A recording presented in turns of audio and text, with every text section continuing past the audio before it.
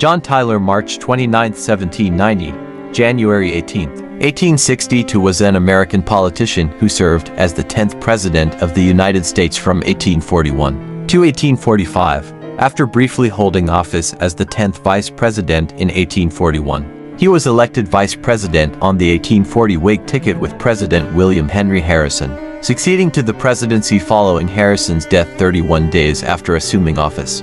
Tyler was a stalwart supporter and advocate of states' rights, including regarding slavery, and he adopted nationalistic policies as president only when they did not infringe on the state's powers. His unexpected rise to the presidency posed a threat to the presidential ambitions of Henry Clay and other Whig politicians and left Tyler estranged from both of the nation's major political parties at the time. Tyler was born into a prominent slave-holding Virginia family. He became a national figure at a time of political upheaval. In the 1820s, the Democratic-Republican Party, at the time the nation's only political party, split into several factions. Initially a Democrat, Tyler opposed President Andrew Jackson during the nullification crisis as he saw Jackson's actions as infringing on states' rights and criticized Jackson's expansion of executive power during the Bank War. This led Tyler to ally with the Whig Party. He served as a Virginia state legislator and governor, U.S. representative, and U.S. senator. Tyler was a regional Whig vice presidential nominee in the 1836 presidential election. They lost. He was the sole nominee on the 1840 Whig presidential ticket as William Henry Harrison's running mate. Under the campaign slogan Tippecanoe and Tyler too, the Harrison-Tyler ticket defeated incumbent President Martin Van Buren. President Harrison died just 1 month after taking office, and Tyler became the first vice president to succeed to the presidency.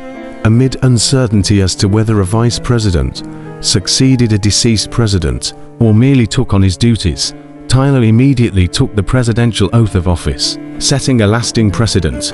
He signed into law some of the Whig-controlled Congress's bills, but he was a strict constructionist and vetoed the party's bills to create a national bank and raise tariff rates.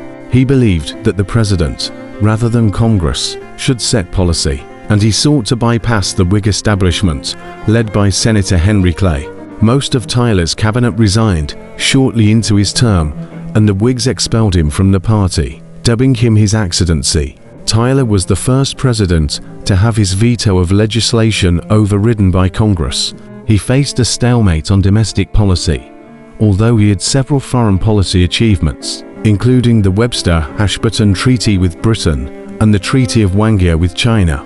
Tyler firmly believed in manifest destiny and saw the annexation of Texas as economically advantageous to the United States, signing a bill to offer Texas statehood just before leaving office and returning to his plantation. When the American Civil War began in 1861, Tyler at first supported the peace conference. When it failed, he sided with the Confederacy. He presided over the opening of the Virginia Secession Convention and served as a member of the Provisional Congress of the Confederate States.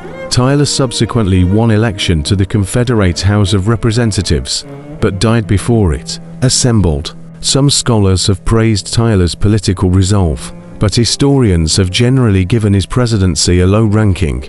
Tyler did make progress in combining the American and British navies to stop oceanic African slave trafficking under the Webster-Ashburton Treaty. That treaty also peacefully settled the border between Maine and Canada. Today, Tyler is seldom remembered in comparison to other presidents and maintains only a limited presence in American cultural memory.